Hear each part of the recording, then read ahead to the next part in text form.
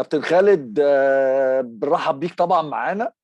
وحضرتك يعني من الخبرات الكبيرة اللي احنا بنحب نسمع تحليلها دايما في المباريات، واكيد اتفرجت امبارح على الماتش بتاع الاهلي والزمالك. أهلا بيك كابتن محمد، وأهلا بكل مشاهدينك ومستمعينك. طبعا أكيد زي كل المصريين ومعظم العرب والمهتمين بالكرة المصرية أكيد شفت الماتش الأهلي والزمالك.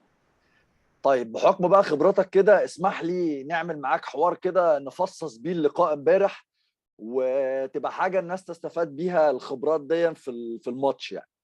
فكنا عايزين نعرف انت شفت طريقة اللعب اللي بدأ بيها الاهلي والزمالك ازاي، والتشكيل اللي بدأوا بيه، وهل كان في تشكيل يفضل عن اللي بدأوا بيه ولا لا؟ بالنسبة لطريقة اللعب أو سيستم اللعب اللي ابتدوا بيه، طبعا لو اتكلمنا عن الزمالك كان أكتر فريق غير شكل أو سيستم اللعب خلال الماتش. ابتدى الأول بواحد 3-4-3، وبعد كده غير الشكل 1-4-4-2، وبعد كده نهى ب1-5-3-2. تمام. فكل التغييرات لسيستم اللعب اللي هو عملها كان بناء على معطيات الماتش، ودي حاجة قليل قوي في الكرة المصرية لما بنشوفها. يمكن المدرب برتغالي، المدرب عنده الجزئية دي واخدها من الثقافة الأوروبية، إن هو ممكن يغير سيستم لعب بالشكل صح حسب معطيات اللعب، مش إجباري لإصابات أو لشكل حاجة إجبارية في الملعب. لا، هو كان بيغيرها شكل تكتيكي. تمام. ابتدى الأول ب3 مهاجمين، بعمر أو عمرو وزيزو وبن شرقي. لقى إن في مشاكل عنده في الخط الأمامي، إن هو بيعملش ضغط من الخط الأمامي بشكل كويس، ومفيش دعم للناحية الدفاعية من الطرفين الاثنين، من الجناحين الاثنين. فابتدى يدور على حل، ابتدى يفكر إن هو لازم يكون عنده حاجة، سواء إن هو يكلم اللعيبة ديت بحيث إن هو يعملوا الضغط في الخط الأمامي، بحيث إن ما يتضربش بكرات طويلة سواء من نص الملعب أو من خط الدفاع بتاع النادي الأهلي. وقدر نجح فيها في الشوط الثاني لما نزل شيكابالا لعيب فاهم، شيكابالا لعيب يمكن في الناحية الدفاعية مش عالي قوي، بس في ميزة، رجله الطويلة بتخوف المدافع، سرعته في الضغط بتخوف المدافع، وقفته نفسها بتخلي المدافع يفكر فيه أكتر ما بيفكر في حد تاني، لأن طيب. شيكابالا ليه اسمه وليه وزنه في الملعب. طبعا. طب انت ايه رأيك في التشكيل اللي بدأ بيه؟ كان المفروض يبتدي بتشكيل احسن من كده بالنسبة لفريرا؟ بالنسبة له هو كان شايف هو ده اللعيبة اللي هتدي في الملعب، وهم دول الأفكار اللي كان عطاها في ماتش زي الأهلي. وهو كان صح، بس للأسف اللعيبة نفسها في التوظيف بتاعها، مش التوظيف، تنفيذ المهام بتاعتها ما كانوش بالشكل المميز قوي، فده اللي بان في الشوط الأول وصلحه في الشوط الثاني. احنا شفنا في الشوط الاول اداء النادي الزمالك مش اللي كانت الناس متوقعاه، كان تحس برهبه كده غريبه، ما تحس ان في حاجه مش مظبوطه. ده ادى فرصه للنادي الاهلي انه يكسب مساحات ويكسب ضغط على نادي الزمالك. تبرر ده بايه طيب؟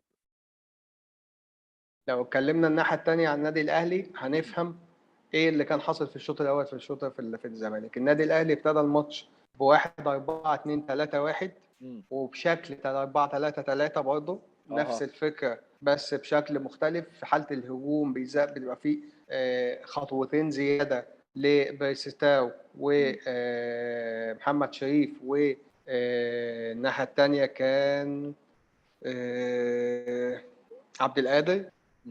فاحنا بنتكلم في 3 كانوا بيطلعوا بشكل كانوا بيلعبوا 1-4-3-3، لكن الوقفه بتاعت النادي الاهلي كانت بالشكل 3 في نص الملعب تحت محمد شريف.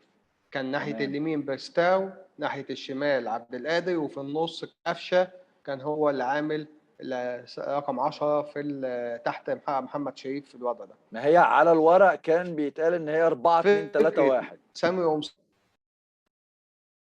بالظبط. هي كانت بين 4-2-3-1 و1-4-3-3. يعني بين 1-4-3-1 لان الطريقتين قريبين قوي من بعض. التوظيف هو اللي بيخليك تفهم دي فين ودي فين. تمام. بس اللي احنا شفناه من الاهلي سامي قمصان امبارح كان هو بيلعب في المنطقه الوسط اللي بين الاثنين، السيستمين الاثنين في التوظيف بتاعهم كان في ميكس بين الاثنين. الفكره بتاعت كابتن قمصان امبارح ان هو يعمل كرات في العمق من عند خط الدفاع او من عند خط الوسط او من الاطراف في ظهر خط دفاع الزمالك. قرارات كتير جدا اتعملت كتير قوي.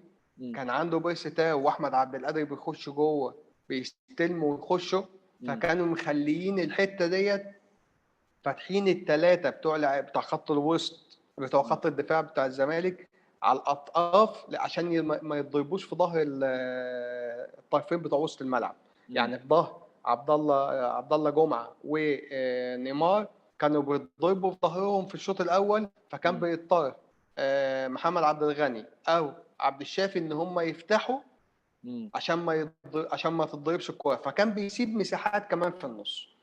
زائد لعيبه خط الوسط لما كانوا في العوده للخلف كان في مشكله في الضغط في الخط الامامي في الزمالك، فكانوا بيضطر ان هو يغطي في ظهره فبيتضرب في ظهره. ولو عمل تكتل زي احنا شفنا كتير قوي في الشوط الاول كان عامل تكتل دفاعي بشكل كبير عشان يقفل بين خط الدفاع وبين خط الوسط عشان ما يتضربش بتحركات عبد القادر وتحركات قفشه في المنطقه ديت والسوليه، فكان مقفلهم وعامل في كتله دفاعيه في بينهم، فكان سايب مساحه بين خط الهجوم وبين خط الوسط عشان كان بن شرقي وزيزو مش بيقفلوا في الجزئيه دي فبيعملوا زياده عدديه. وكان في عمرو ما كانش بيضغط على اللي معاه الكوره، عمر السعيد التسليم عمر السعيد فكان ما كان لما كان بيستلم المدافعين الاثنين مساكين في النادي الاهلي كانوا بيستلموا بسهوله وكانوا بيعملوا الباص الطويل بسهوله او الباص للاعيبه خط الوسط بسهوله سواء حمدي فتحي او عمرو السوليه او قفشه او بيرس تاو اللي كان بينزل عشان يستلم. كل ده خلى شكل الزمالك بقى وحش، خلى شكل الزمالك تايه، خلى شكل الزمالك مش عارف يعمل ايه. كان بيحاول يخلص الشوط الاول عشان شايفين ان هم هيخسروا بنتيجه كبيره، والمشكله صح. ان هم ماتش 5 كان مأثر عليهم نتكلم بصراحه. اول ما الجون الاول جه كل لعيبه الزمالك كانت رجلها مش شايلاها، كانوا بيفكروا في الخمسه. فبين الشوطين ده السؤال اللي عايز اساله لك تاني بقى، يعني ايه اللي حصل عشان الشوط التاني يحصل فيه التحول ده من فريرة كمدرب بقى واعي بروفيسور يعمل التحول ده والفرقه تنزل بشكل جديد خالص والعكس يحصل مع الاهلي؟ ايه التحول ان بقى في 2 من لعيبه اللي هم الجناحين بقوا ينزلوا يعملوا زياده عدديه، فبيسيب مساحه للواحد من الطرفين سواء نيمار او عبد الله جمعه ان هو ينزل يقفل في خط الدفاع او الاثنين يقفلوا في خط الدفاع. فالثلاثه بتوع خط وسط الزمالك او على الاقل 2 منهم موجودين في منطقه العمق، فما فيش مشاكل في المنطقه دي. امام عاشور واقف مقفل نص الملعب في المنطقه دي، مش ما بيضطرش ان هو يطلع، ما بيضطرش ان هو يفكر في الطرف فيه اللي هيروح فين، ما بيضطرش ان هو يطلع قدام الكره اللي بتتضرب في ظهر الهجوم. فالزياده العدديه اللي عملها بالاثنين الاجنحه شيكابالا ما بيخليش لعيبه الاهلي يعمل له الكرات الطويله لانه دايما واقف بينهم. واول ما اداله نقطه التحول اللي في الماتش التكتيكيه لما فيريرا ادى يعني هجوميا للزمالك لما ادى حريه الحركه لشيكابالا. لما نزلوا راس حربه وكان موقفه في النص كان لسه الزمالك بيفكر دفاعي، كان لسه الزمالك مش عاوز ما عندوش القدره ان هو يكسب. اول ما ابتدى يحس ان هو الماتش بقى ند اول ما ابتدى الزمالك يخش وتماسك دفاعيا ابتدى يدي حريه الحركه لمين؟ لشيكابالا. شيكابالا ابتدى يطلع على الاطراف، ابتدى يستلم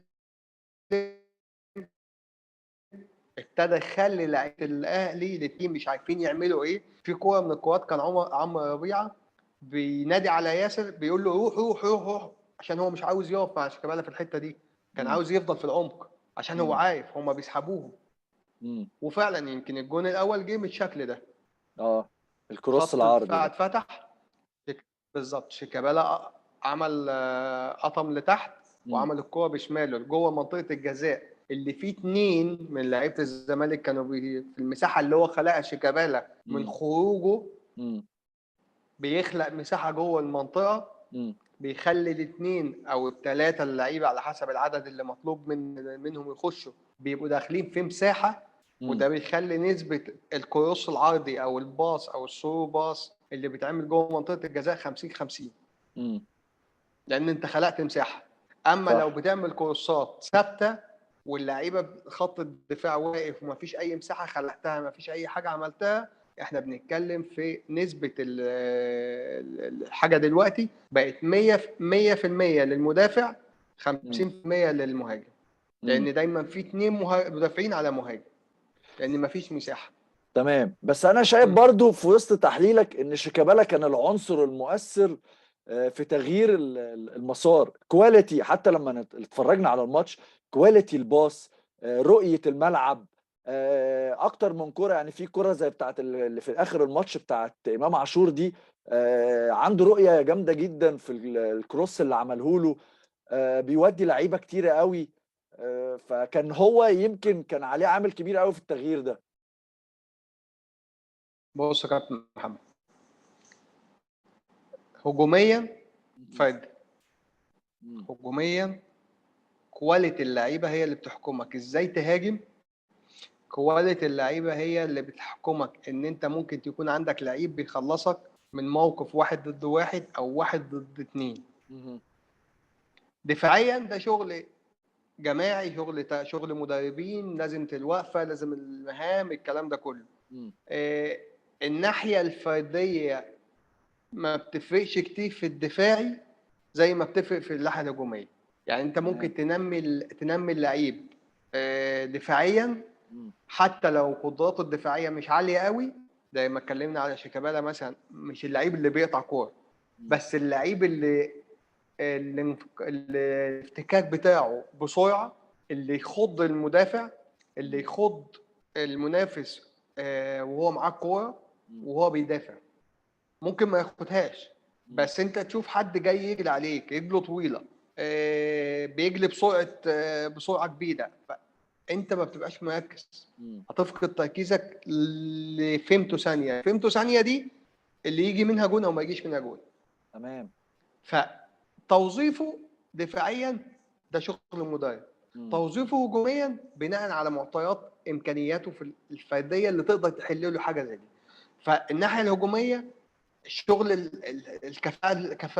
كفاءة اللعيبه وقدرات اللعيبه تفرق كتير قوي. تمام. ممكن يكون مدرب بيشتغل كويس قوي بس قدرات الفرديه للعيبه مش عاليه مم. فتوقعه. مم. دفاعيا مم. ممكن توقعه بس قليل شويه، اقل مم. مم. اقل بكتير. فاحنا بنتكلم واحد زي شيكابالا بيخلصك 1 ضد 1، الفيو بتاعه، الديسيشن بتاعه، مم. الفينش بتاعه، لعيب انت محتاجه في الملعب. صح. هو من ساعة ما نزل لعيب فرق الكواليتي بصراحة. دي انا بقول لك فرق دفاعيا وده الناس ما شافتهوش، وفرق هجوميا وده الناس اللي شافته وكانوا يعني. عاوز اقول لك حاجه، جماهير الاهلي انا بحترمها امبارح وبحييها مم. ان هي ما شتمتش، ما عملتش زي ما بيحصل في بعض المواقف ان هو لما بيجيب جون بيبتدوا يشتموا او الكلام ده. تمام. فالحمد لله يا رب الوعي وصل اه للجماهير دي سواء من حقيقة. الناحيتين على فكره. دي حقيقة يعني صح. انا بحيي الجماهير امبارح الجمهورين فعلا، كان بصراحة. ماتش بالظبط الامانه. يعني خليك تقول ان فعلا لازم الجماهير ترجع ونزود عدد الجماهير، لازم نشوف جماهيرنا ترجع تاني، لان في وعي حتى لو في قله هتخرج بره النص. القله دي مش هي دي جمهور النادي الاهلي او جمهور الزمالك او جمهور طبعا. الاسماعيلي او جمهور الاتحاد او جمهور اي فريق. طبعا. القله ديت طبعا. هم نفسهم يوم في يوم اول ما يتمنع تاني ماتش ان هم يحضروا هتلاقي هم نفسهم بيقفوا بيلتزموا. قدام القله دي. صح. امبارح على سبيل المثال شفنا ماتش الترجي والافريقي، وتشوف مهم. الجمهور في الملعب تزعل على ان مفيش الكلام ده عندنا في مصر. صح. هو تزعل على ان جماهيرنا ان الاوان بقى ان يحصل ضبط في الحته دي، وان الجماهير لازم ترجع. بالظبط. ف يعني الامانه بحيي الجمهور الاهلي وجمهور الزمالك. جمهور الاهلي عشان حته شيكابالا، عشان زياده قوي، زياده قوي، خلاص صح. بقى الموضوع يعني بوخ. بوخ. آه، بالظبط. فجماهير الاهلي نفسها حتى امبارح ما عملتش حاجه. يمكن عشان هو بوخ، يمكن عشان شيكابالا فعلا كان يستحق ان هو يبقى موجود في الملعب، ومستحق ان هو يتحيى. وده مش هيحصل طبعا ان جماهير واحد من الفرقتين يحيي في لعيب تاني. بالظبط. بس ان هم سكتوا ده اعتراف منهم ان هم شيكابالا فعلا عمل ماتش كويس. اعتراف منهم ان جماهير مصر في وعي، في احترام، في رقي دلوقتي. ما ده بقاش في حقيقه. الشتايم بتاعت زمان سواء من جماهير الزمالك او جماهير الاهلي. فالحمد لله، بتحيه ليهم الاثنين قبل اللعيبه طبعا. صح. لان خروج الجماهير عن النص بتخلي اللعيبه تخرج عن النص. ده حقيقه. ده حقيقه فحتى امبارح على وبتوتر سبيل الاجواء. المثال، بالظبط، حتى امبارح مثلا شيكابالا لو كان الشتم كان هيكمل في الانفعال، كان صح. ممكن يحصل مشاكل في الملعب. صح. فالحمد لله بوعي جماهير النادي الاهلي، وعي جماهير نادي الزمالك، خلت موقف بسيط كان ممكن يخلي شكل الماتش وحش يبقى احتفاليه جميله للكره المصريه. صح. طيب نرجع تاني للماتش بقى. عايز اسالك ايه اللي خلى فيه هبوط في اداء النادي الاهلي في الشوط الثاني، مع ان كان قدامهم الفرصه الشوط الاول ان هم يعملوا سكور؟ عاملين اتنين. امم. اول عامل صعود ريتم نادي الزمالك، وان هو تمام. قفل الأسلحة الهجومية للنادي الأهلي، تمام. وابتدى يشتغل بعد كده على نقط الضعف في النادي الأهلي دفاعيا. مهم. الحاجة الناحية التانية، الشحات امم. ما كانش في مستواه قوي.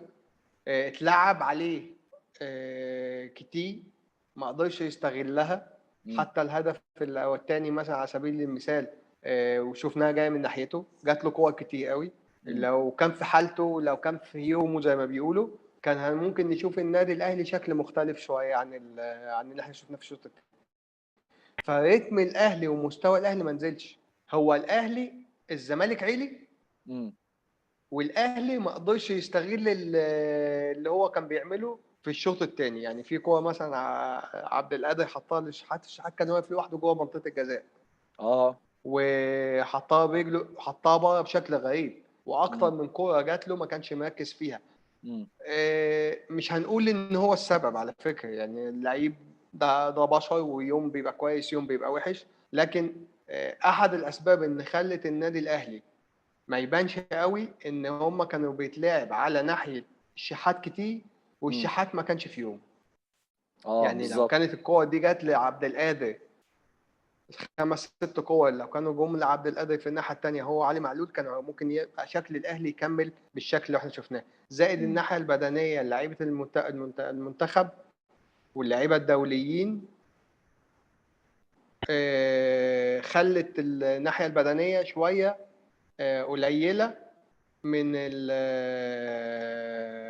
في النادي الاهلي. يعني عنصر البدني في النادي الاهلي نزل عشان لعيبه المنتخب. وشفنا علي معلول مثلا ما قدرش يكمل كل دوت بسبب حاله الارهاق اللي عند لعيبه الاهلي. تمام. طيب عايز برضو اخد وجهة نظرك في التغييرات اللي حصلت للفرقتين.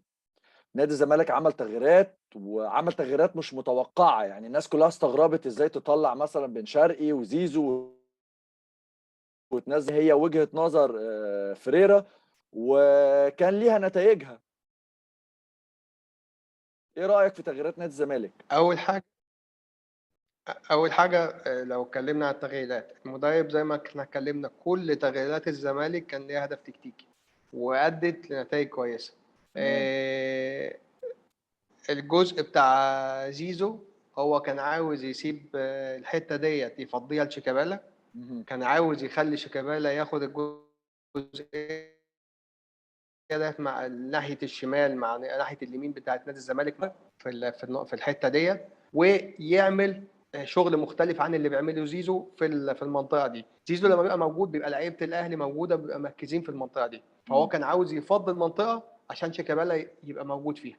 تمام. ده الجزئيه الثانيه، النص الدفاعي بتاع زيزو ما كانش كويس قوي في الشوط الاول، في الشوط الثاني كان شويه كويس، فبرضه هو كان عاوز يقفل الحته ديت من غير ما يبقى موجود فيها زيزو. ففكره ان هو يفضل مساحه ويفضل مكان عشان يستغلها شيكابالا، دي كانت الفكره متهيألي من وجهه نظري ان هي ديت هو دي التغيير بتاعت زيزو. مم. تغيير بن شرقي لانه كان نزل ناحيه بدنيه، ما كانش بيأدي الدور دفاعه كويس، يمكن الجون الثاني جه من ناحيته، فمتهيألي كان هو سابه شويه في الملعب عشان هو لعيب من اللعيبه بتعمل الفرق، اللعيبه اللي قدراتها الفرديه كويسه، مم. اللعيبه اللي ممكن يخلص لك ماتش بجون، هو كان سايبه ده كله عشان يخلص الماتش.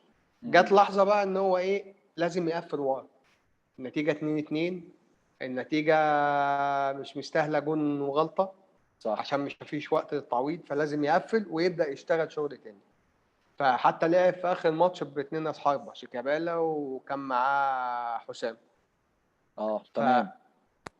لا فمنزل حسام. حسام عبد المجيد كان دفاع متهيألي لا حسام اسامه نبيه. تمام. كان هو اه اسمه ايه؟ انا نسيت اسمه والله. حسام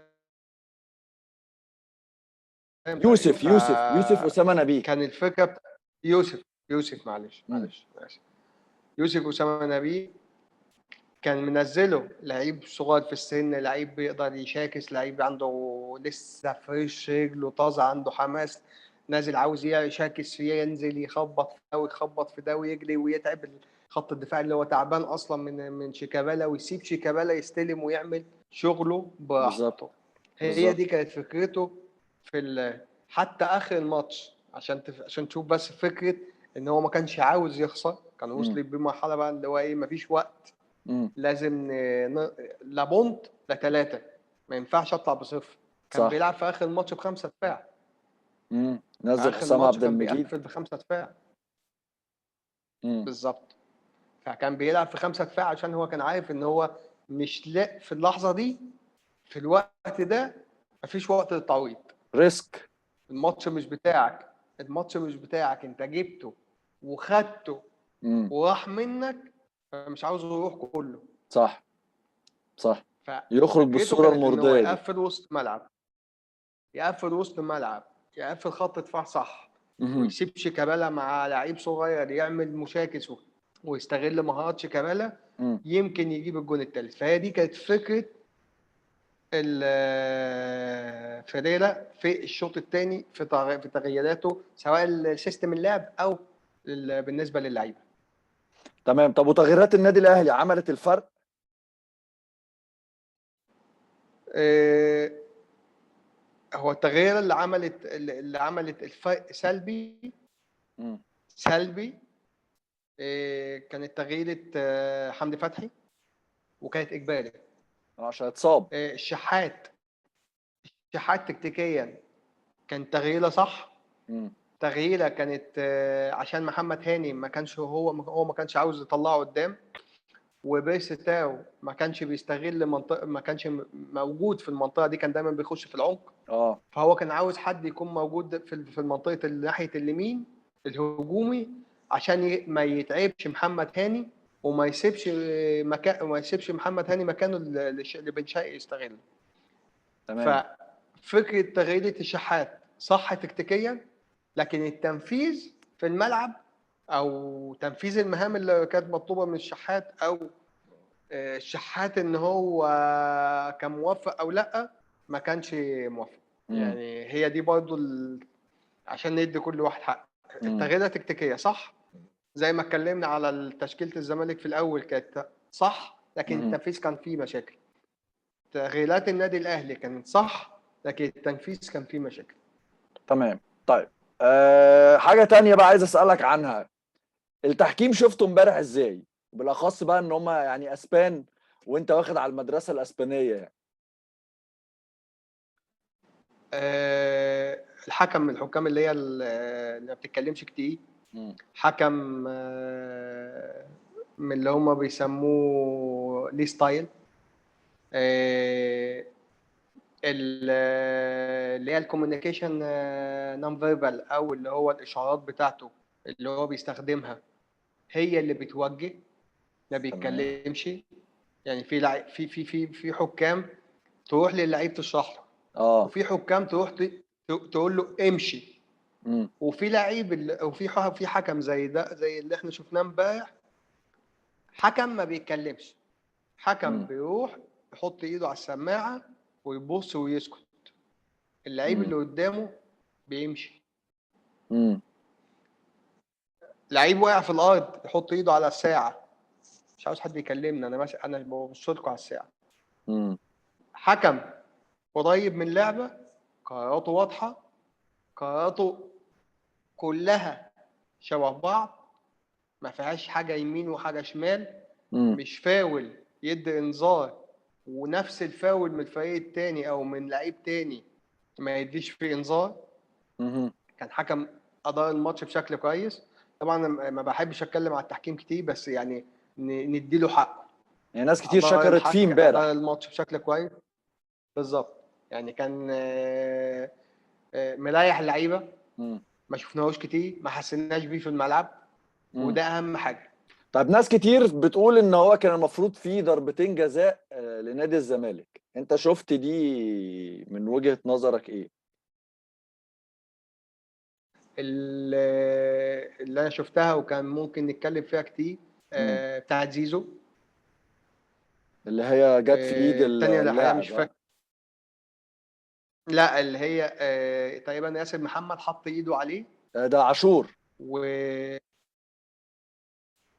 لا، كان زيزو تقريبا.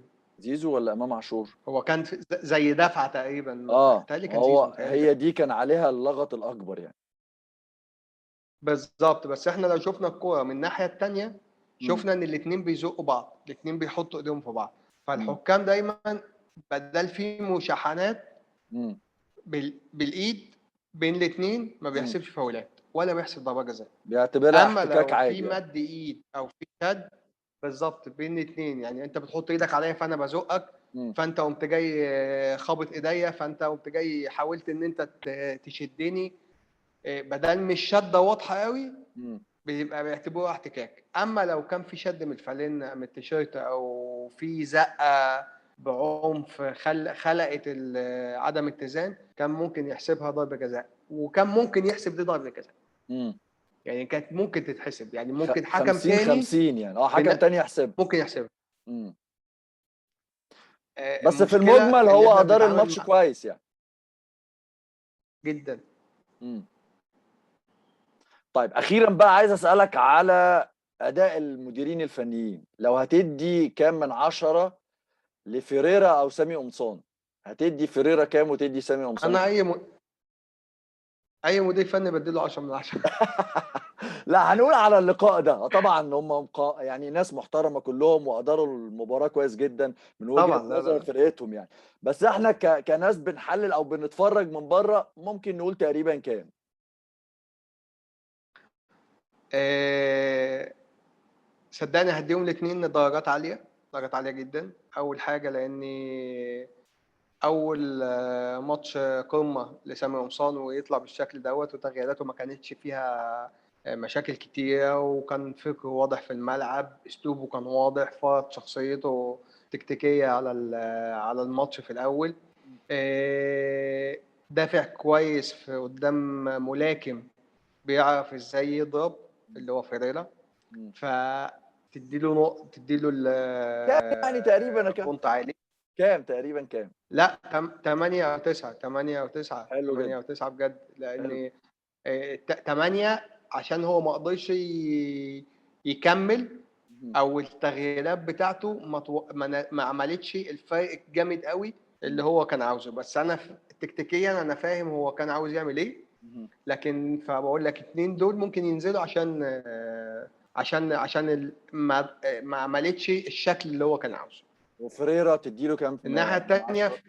فيريرا 8 او 9 و8 برضه، لاني برضه نفس الفكره، التشكيل البدائي بتاعه، مهم. التنفيذ للتوظيف ما كانش برضه جيد، مهم. لكن هو أدار الماتش بامتياز مم. بامتياز، لأن هو كان ماتش مش ماتشه.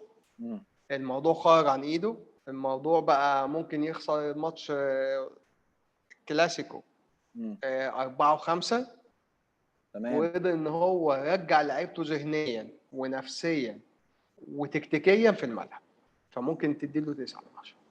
تمام تمام جدا. كابتن خالد، احنا مش عارفين نشكرك ازاي على وقتك وعلى المعلومات القيمة اللي كسبناها منك لا شكرا النهاردة. ليك. حضرتك مدرب كبير وبنتوقع لك هتبقى في مكان كبير، خبراتك كبيرة في أوروبا وفي مصر برضه وفي الوطن العربي، وإن شاء الله يعني تشرفنا في أي حتة. حضرتك طبعا مصري فده شرف لينا يعني. ربنا يخليك، شرف ليا طبعا إن أنا أبقى مصري. الله يخليك يا كابتن. إن شاء الله يعني نتقابل تاني في لقاء تاني إن شاء الله يكون مهم وتحلله لنا برضه. إن شاء الله يا كابتن محمد. إن شاء الله أشوفك على خير يا كابتن. إن شاء الله، شكرا ليك. مع السلامة.